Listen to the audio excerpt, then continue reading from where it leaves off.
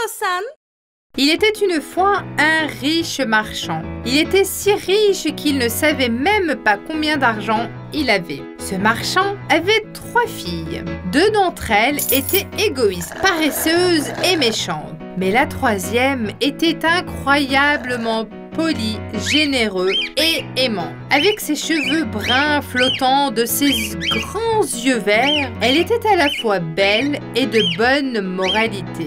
Aussi, son père l'appelait-il simplement la Belle. La Belle ne voulait jamais contrarier son père. Ses sœurs, en revanche, ne pensaient qu'à l'argent, aux robes et aux bijoux. C'est pourquoi leur père aimait le plus la Belle. Un soir, la Belle rêva d'un grand et beau prince avec les cheveux noirs. Dans son rêve, elle portait une robe merveilleuse et dansait avec le prince. À la fin de leur danse, le prince lui offrit une rose.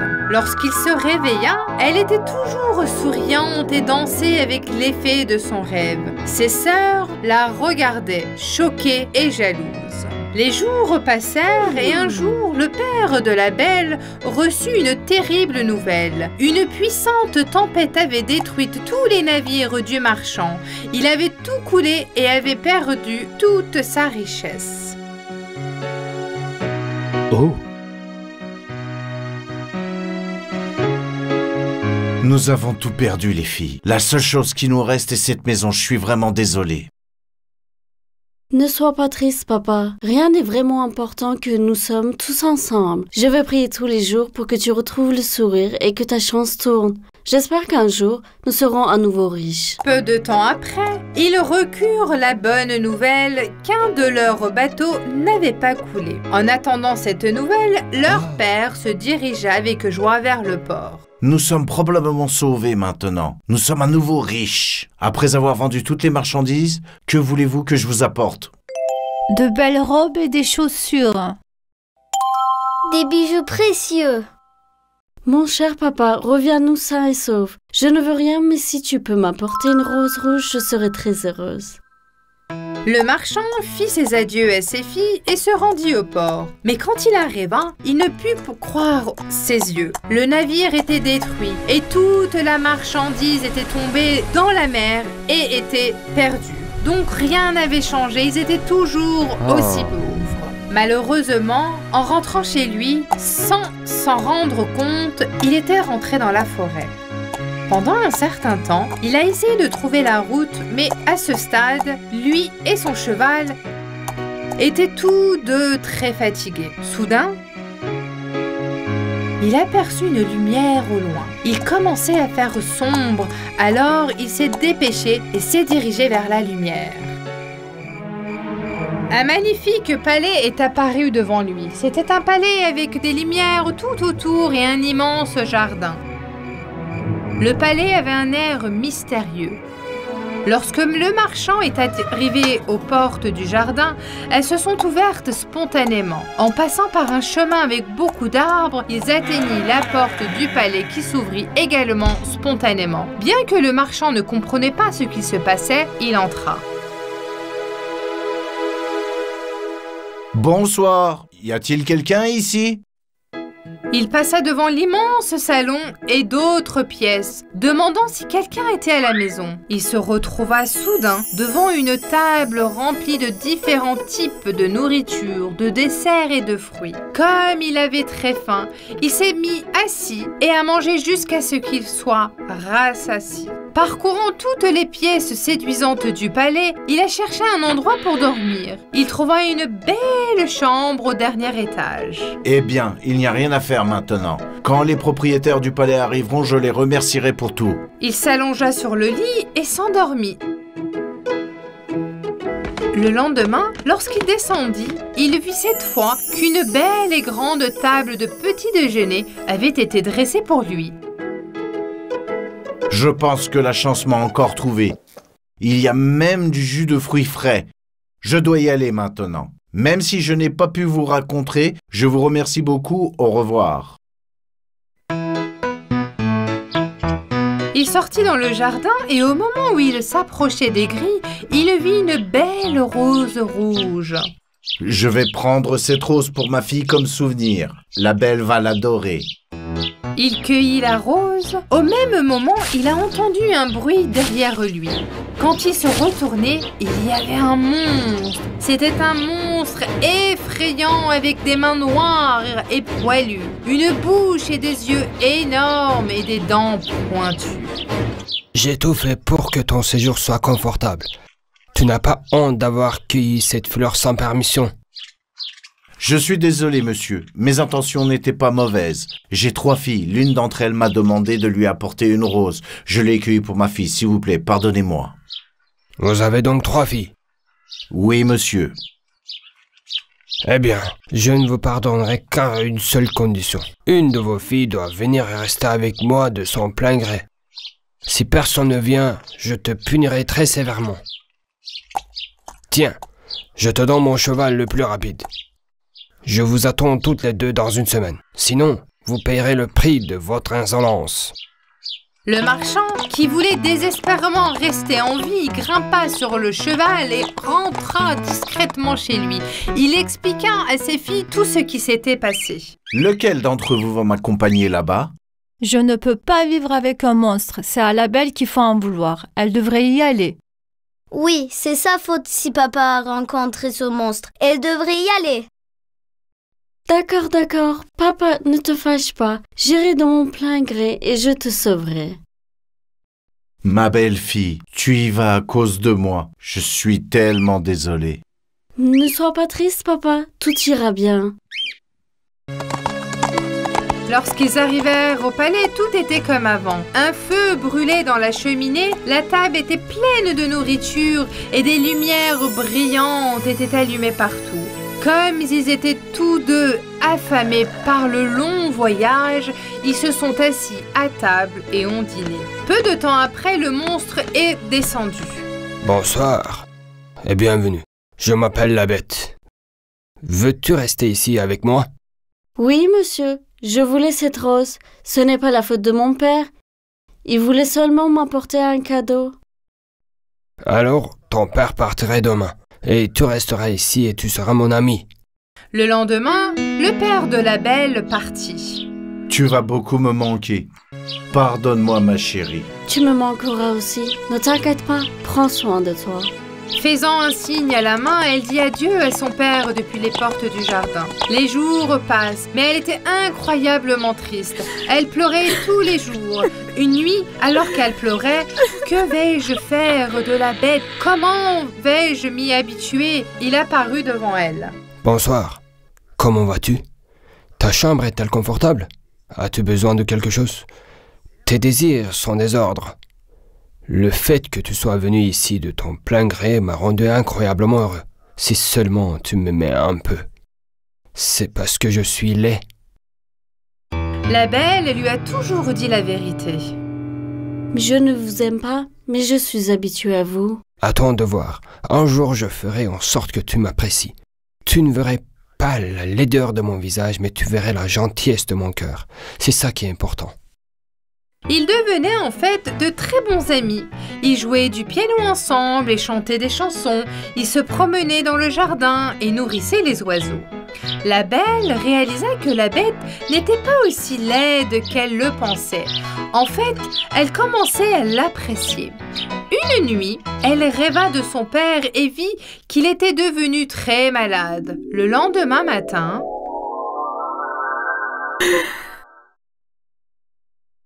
Bonjour, la nuit dernière, j'ai vu mon père dans mon rêve. Il était très malade. S'il te plaît, laisse-moi aller voir mon père pendant une semaine. Il me manque tellement. Me laisses-tu aller? D'accord. Exactement une semaine. Si tu pars plus d'une semaine et que tu ne reviens pas, je mourrai ici. N'oublie pas ça. Je te promets, je vais le voir et je reviens tout de suite. Alors, mettons ce médaillon magique en forme de cœur sur ton cou. Si tu fais un vœu en le tenant fermement, il se réalisera. Ils se sont séparés de cette façon. Je veux aller voir mon père. Elle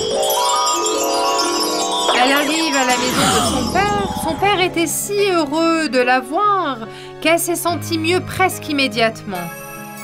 Tu m'as tellement manqué, ma belle. Tu m'as manqué aussi, papa. Ses sœurs ne comprenaient pas ce qui venait de se passer et comment elle était soudainement arrivée. Elle était toujours jalouse de la belle. La belle a tout raconté à son père, qu'elle était maintenant heureuse et qu'elle ne voulait plus être triste. Elle resta une semaine dans la maison de son père sans se rendre compte du temps qui passait. Un jour, elle vit la bête dans son rêve, couché sur le sol. Pensant qu'il était mort, elle a eu une peur bleue. Elle s'est rendue compte qu'elle était en retard d'un jour. Elle s'est sentie coupable de ne pas avoir tenu sa promesse. Oh mon Dieu, il m'a dit que si je restais plus d'une semaine, il mourrait. Quel égoïsme. Si quelque chose lui arrive à cause de moi, je ne pourrai jamais me le pardonner. Elle fit immédiatement ses adieux à son père et à ses sœurs, prit le médaillon de sa main, le serra fort, l'embrassa et fit son vœu. Elle se retrouve dans le palais de la belle. La bête est sur le sol, les yeux fermés. La belle, impuissante, ne savait pas quoi faire. Je n'aurais pas dû te laisser seule. S'il te plaît, pardonne-moi. La belle, pensant qu'elle avait perdu la bête, continuait à pleurer. Soudain, la bête a ouvert les yeux. J'ai enfin réalisé à quel point je t'aime. Peux-tu vraiment aimer quelqu'un d'aussi laid que moi? Bien sûr que oui. Je ne me séparerai plus jamais de toi. Alors, veux-tu m'épouser? Oui, oui. Soudain, avec une lumière aveuglante, le visage de la bête a commencé à changer. Un beau prince a pris sa place. Il était grand avec d'épais cheveux noirs. Oh, vous êtes le prince avec lequel je dansais dans mon rêve. Oui, une sorcière maléfique m'a transformé en bête. La seule façon de briser le sort était qu'une fille n'accepte ma main et en mariage malgré ma laideur. Merci de m'avoir sauvé, la belle. Peu de temps après, le prince et la belle se sont mariés. Ils ont amené son père marchand et ses sœurs au palais également. Ils vécurent heureux pour toujours. C'était une victoire, celle de la beauté intérieure. Il était une fois, dans une petite maison de la forêt, vivaient 3 petits cochons, Anki, Panky et Minky. Ils vivaient avec leur mère. Anki était très paresseux. Panky était très insouciant et facile à vivre. Et Minky, le plus petit, était intelligent, prévoyant et courageux. Il se comportait comme s'il était le père de la maison. Chaque fois qu'il y avait un problème, leur mère le résolvait toujours avec Minky. Les autres ne bougeaient même pas un muscle. Malgré le fait que ces 3 frères étaient si différents, ils s'aimaient vraiment les uns et les autres. Pendant leur temps libre, après avoir dormi et mangé, ils jouaient toujours à cache-cache dans la forêt. Anki et Panky faisaient toujours la sieste à l'endroit où ils se cachaient et Minky les retrouvait à chaque fois, les réveillait, puis les pistait. Minky n'avait pas d'autre chose que d'accepter ses frères comme ils étaient. Je suis toujours cela. Ce n'est pas juste. Je suis tellement fatigué de te chercher. Laisse-moi dormir un peu plus. Il va passer la journée à me chercher. Les enfants, n'allez pas trop loin en jouant. Vous savez que la forêt est dangereuse. Elle est pleine de loups affamés. Anki et Panky attendaient que leur mère, qu'elle fasse tout pour eux. Minky, cependant, aida toujours leur mère. Un jour, il a pris leur mère à part. Maman, ça ne peut plus durer comme ça. C'est nous qui apportons toujours le bois de la forêt. Tu te fatigues à faire la cuisine pour nous tous les jours. Je pense que mes frères et moi devions partir et nous occuper de nous-mêmes. Ne sois pas si ridicule, Minky. Vous êtes tous mes enfants. Je suis habituée à tout ça. Bien sûr, maman, mais mes frères devraient apprendre à prendre des responsabilités. Ce sera bon pour eux aussi. Ah, qu'est-ce que tu en dis? Je pense que tu as raison, Minky. Alors parlons à tes frères demain et mettons ces idées directement en action. J'ai économisé un peu d'argent pour chacun de vous. Je vais le diviser en 3 et vous le donner à tous. Chacun devrait construire sa maison. Voyons ce qui se passe. Même si les frères de Minky sont choqués par l'idée de leur mère, les 3 petits cochons, sac à main, prirent la route le lendemain pour commencer leur nouvelle vie. Ils étaient très excités. Ils se sont séparés de leur mère à la porte. Maman, je suis désolé de t'avoir contrarié en étant toujours aussi paresseux. À plus. Maman, je n'ai jamais écouté ce que tu m'as dit. Je t'ai fait de la peine, je suis désolée. S'il te plaît, pardonne-moi. À partir de maintenant, je me souviendrai de tout ce que tu m'as dit. Au revoir. Maman, ne sois pas triste que je parte. Quand j'aurai fini ma maison, je viendrai te chercher. Prends soin de toi.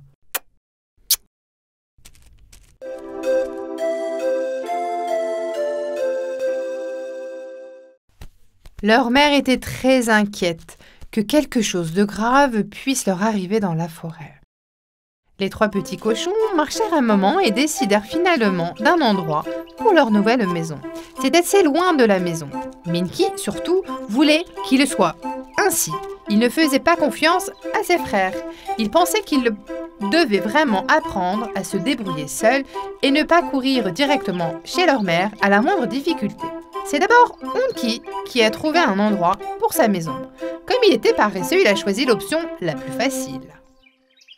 Je ferai ma maison avec du foin. Et une fois que j'aurai fait mon lit avec du foin aussi, je serai bien au chaud pendant tout l'hiver. Je n'aurai pas à travailler si dur. Il me resterait aussi un peu d'argent parce que c'est beau marché et facile de construire une maison en foin. Ponky était presque dans le même cas. Je vais construire ma maison en bois. Je vais aussi la peindre joliment. C'est la meilleure option. Si je loue une pièce, je n'aurai même pas à travailler. Je pense que ce sera difficile de faire une maison en bois. Les gars, vous êtes fous? Comment peut-on faire une maison avec de foin et de bois? Vous choisissez encore les options les plus faciles. Si j'étais vous, j'y réfléchirais à nouveau. Prends soin de toi, Tini. Et il nous dit de quoi faire, petit cochon. Les 3 petits cochons construirent leur maison les uns à côté des autres. Ponky avait construit sa maison avec du foin en un jour. Il avait même commencé à s'endormir sur son lit de foin. Et Ponky avait construit une maison de bois en un jour avec le bois qu'il avait acheté. Oh, même cette maison est trop grande pour moi. Tant que j'ai un toit au-dessus de ma tête, je ne me soucie de rien d'autre. Minky allait faire sa maison en briques. D'abord, il a transporté la brique. Puis, il a creusé une grande base. Puis, les 2 jours suivants, il a construit une magnifique maison avec 4 pièces et une cheminée en briques et en ciment. Je porterai de l'eau et du bois pour les personnes âgées et je m'occuperai de leur jardin. J'irai au marché pour eux. De cette façon, je pourrai être utile à tout le monde et je suis sûr qu'ils me donneront une assise de nourriture et une allocation. Le dangereux loup de la forêt n'a pas tardé à sentir l'odeur des 3 petits cochons. D'abord, il est allé à la porte d'Onky. Voisin, mon doux voisin, bienvenue. Je peux entrer pour qu'on se rencontre? J'habite tout près. Ça doit être la voix du loup dont maman nous avait prévenu. Pour autant que je sache, il n'y a pas de voisin dans le coin. Je sais que tu es horrible, je ne vais pas l'ouvrir la porte. Le loup s'est mis en colère. Sors vite de là! Mon haleine est incroyablement forte. Je soufflerai, et je soufflerai, je ferai sauter votre maison. Non, ma maison est solide, tu ne peux pas la détruire.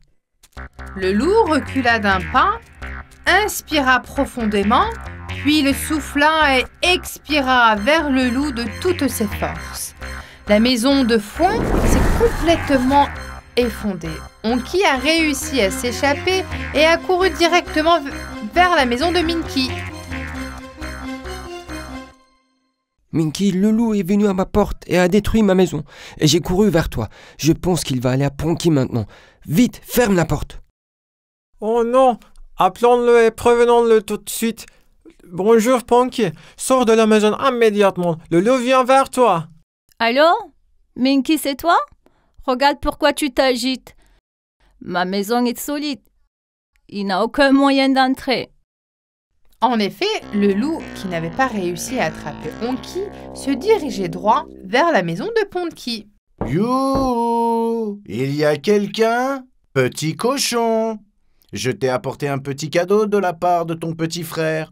Ouvre la porte, laisse-moi entrer, et en parlons un peu. Il n'a pas trouvé le temps de m'envoyer un cadeau de ton sommeil. De toute façon, mes frères m'ont appelé pour me dire que tu es arrivé, espèce de loup stupide. Je n'ouvrirai pas la porte. Maintenant, sors d'ici. Donc, tu n'ouvres pas? Ok alors. Mon souffle est incroyablement fort. Je vais inspirer et souffler et je vais faire sauter ta maison. Ne voulant pas partir les mains vides, le loup, traître, donna quelques coups de pied à la maison. Puis après avoir soufflé et expiré sur le pauvre maison, elle s'est effrontée. Ponky a réussi à s'échapper, a éteigné la maison de Minky. Vite, ouvre la porte, Minky. Le loup va m'attraper. S'il te plaît, dépêche-toi. Minky a fait entrer son deuxième frère dans la maison aussi. Tous les trois tremblaient de peur. Les trois frères se sont assis et ont commencé à réfléchir. Je pense que c'est ton tour, Minky. Il va venir ici, c'est sûr. Oui, je le pense aussi. Nous devons trouver un moyen de nous libérer de ce loup une bonne fois pour toutes. Mais comment? Les trois cochons ont rapidement élaboré un plan et ont commencé à atteindre le loup. Quand le loup est arrivé à la maison de Minky, il a crié. Je sais que vous êtes tous les trois là. Sortez gentiment ou je vais souffler et faire sauter cette maison aussi. Allez, qu'est-ce que tu attends? Démolis-la si tu peux. Retourne-toi et laisse-nous tranquilles. Le loup furieux se mit à frapper à la porte et les murs à coups de pied. Il y avait 3 verrous sur la porte, mais les 3 cochons se regardèrent avec peur et se seraient forts les uns contre les autres en surveillant la porte. Le loup donnait des coups de pied, soufflait, halétait, mais il ne pouvait pas détruire la maison de Minky. Soudain, une idée a surgi sur la tête du loup. Il allait entrer dans la maison par la cheminée. Il est monté sur le toit en plaçant une échelle contre la maison. Il réussit à se faufiler dans la cheminée et se laissa tomber. Les 3 cochons attendaient ce moment. Ils ont tout de suite allumé un feu dans la cheminée et ont commencé à regarder. Comme le loup n'avait pas vu de fumée dans la cheminée avant, il n'avait pas pensé à un feu. En tombant rapidement et directement dans la cheminée, il s'est brûlé en raison du feu. Aussi vite qu'un jet, il s'est remonté dans la cheminée en souffrant énormément. À l'aide! Je suis en feu! À l'aide! À l'aide! Les 3 frères s'étreignent dans la joie la plus grande et célèbrent leur fuite du loup. Finalement, le temps de loup est terminé. Il ne reviendra jamais. Maintenant, il est temps d'aller chercher notre mère. Ma maison est assez grande et il y a une chambre pour chacun d'entre nous. Elle m'a beaucoup manqué, n'est-ce pas? Si, je ne serai plus jamais presseux. Je m'occuperai des courses à partir de maintenant. Elle m'a manqué, elle aussi. Et je ferai le jardinage à partir de maintenant. Je vais faire pousser des fruits et des légumes et aider notre mère. Oui, nous devons tout aider maman en faisant une partie du ménage et en la mettant à l'aise. Nous pouvons aussi aider certains de nos voisins. Ainsi, Onky et Ponky ont beaucoup changé. Tout le monde a commencé à admirer Minky le plus intelligent. Avec cette merveilleuse fin, ils ont emmené leur mère avec eux et vécurent heureux pour toujours.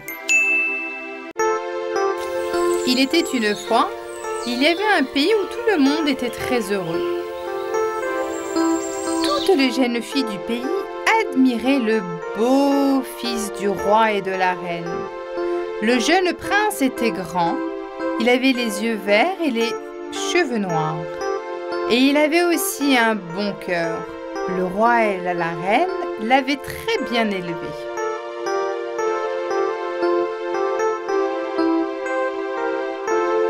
Le prince était devenu un jeune homme qui savait monter à cheval et manier l'épée. Il était un lecteur passionné et un excellent joueur de piano. Mais il était perfectionniste. Il ne pouvait aimer ou épouser personne.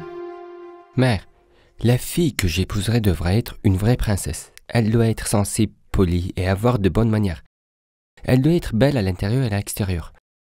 Elle doit avoir une voix mélodieuse pour pouvoir m'accompagner quand je joue du piano. En effet, elle doit aussi être quelqu'un qui pense aux intérêts de son pays, qui aide tout le monde et qui agit équitablement. Tu as raison, maman. Elle doit aussi animer les animaux et les protéger.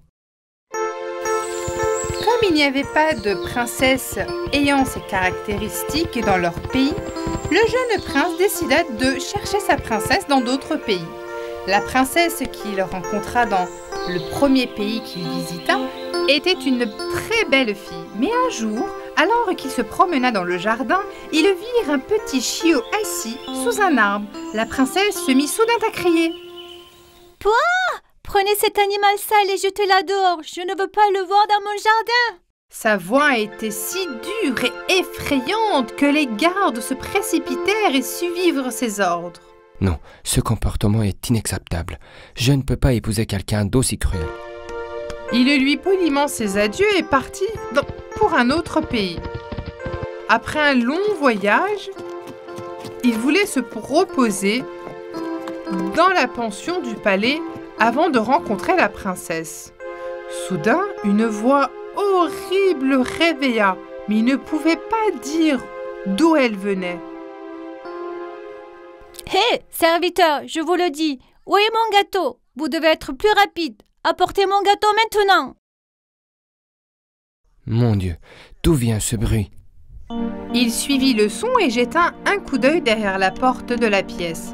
Une princesse assise à la tête de la table à manger, qui était remplie de sucreries et de desserts, criait après les serveurs autour d'elle, tout en mangeant voracement. « Qu'est-ce que je vous ai dit? Pourquoi n'apportez-vous pas le gâteau, je voulais? Celui que j'ai mangé n'est pas bon. Vite, apportez-moi un nouveau gâteau et sortez !» Lorsque le prince vit cette scène, il quitta le palais avant de rencontrer la princesse. Il pensait qu'il ne pourrait jamais épouser quelqu'un qui maltraite ceux qui le servent. Il se dirigea vers le troisième pays pour tenter sa chance une dernière fois. Quand il a rencontré la troisième princesse, il l'a vraiment aimée.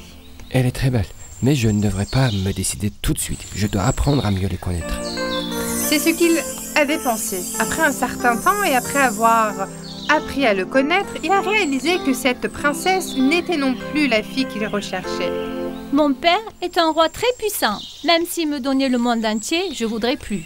Je suis aussi une très belle princesse. Je veux m'asseoir sur mon trône et que tout le monde autour de moi soit mon esclave. » Le prince a été très contrarié en entendant ces mots. Cette belle fille ne peut pas être à ma princesse non plus. La fille que je souhaite épouser ne doit pas être aussi arrogante. Elle devrait être humble et non matérialiste. Dans la tristesse, il retourna dans son pays.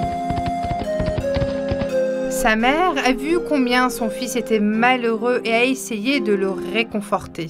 « Ne sois pas si contrarié, mon fils. Un jour, tu trouveras la fille de tes rêves. » Une nuit, par un temps terriblement orageux, quelqu'un frappa à la porte du palais. Le majordome qui ouvrit la porte fut très surpris de voir une si belle fille dans cette tempête. Bonjour, je suis la princesse du pays voisin, et voici mon serviteur. La roue de notre calèche s'est cassée. Pouvons-nous être vos invités et pouvons-nous garder nos chevaux en sécurité jusqu'à ce que nos calèches soient réparées ? Ils ont immédiatement fait un rapport au roi. Bien sûr, le roi accepta de le recevoir, compte tenu des conditions météorologiques difficiles. La princesse était trempée et grelottée, mais malgré cela, la reine aimait bien la princesse. « Asseyez-vous près de la cheminée, je vais vous chercher des vêtements secs. Vous devriez manger quelque chose et vous reposer un peu. Je suis sûre que tout ira mieux à votre réveil. » La princesse se changea et descendit manger quelque chose. Le prince a appris ce qui s'était passé et a voulu rencontrer les invités.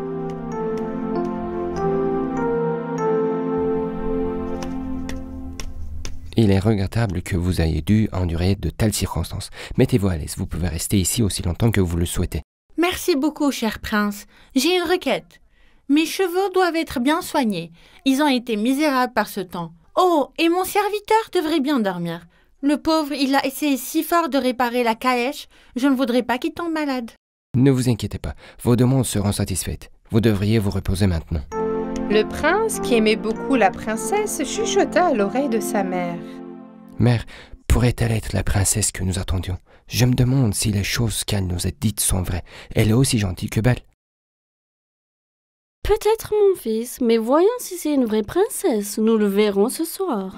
La reine conçut rapidement un plan et elle fit mettre 7 matelas les uns sur les autres où la princesse devait dormir. Et ils mirent un petit poids au fond des matelas. Oui, votre chambre est prête. Princesse, vous pouvez vous reposer maintenant. Merci beaucoup, Votre Altesse. Bonne nuit. Le matin, en prenant le petit déjeuner, la reine entama une conversation avec la princesse. Bonjour, princesse. Avez-vous bien dormi? Bien que le lit semblait confortable, j'avais l'impression d'avoir un énorme rocher sous le dos. Malheureusement, je n'ai pas pu dormir du tout. En entendant cela, la reine a fait un signe d'approbation au prince sans que la princesse ne le remarque. Après le petit déjeuner, le prince et la princesse sont allés se promener dans le jardin. La princesse lui parla de son pays et de sa famille. Elle avait de merveilleux projets pour son pays. En se promenant dans le jardin, ils virent un chaton. La princesse la prit affectueusement dans ses bras et le mit en lieu sûr. N'est-ce pas une si belle créature, mon prince? Lorsqu'ils entrèrent dans le palais, le prince se mit à jouer du piano. La princesse l'accompagnait.